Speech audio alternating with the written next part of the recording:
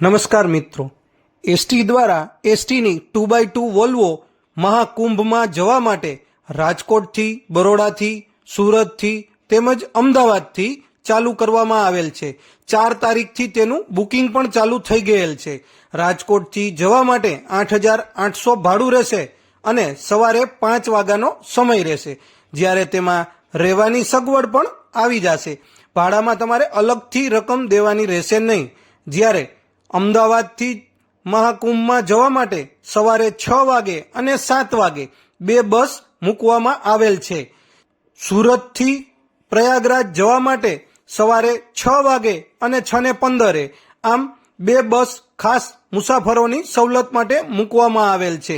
જ્યારે બરોડાથી પ્રયાગરાજ જવા માટે 8,200 ભાડું રહેશે અને સવારે 6 વાગ્યાનો સમય રહેશે। ઓનલાઈન પણ આનું બુકિંગ ચાલુ થઈ ગયું છે।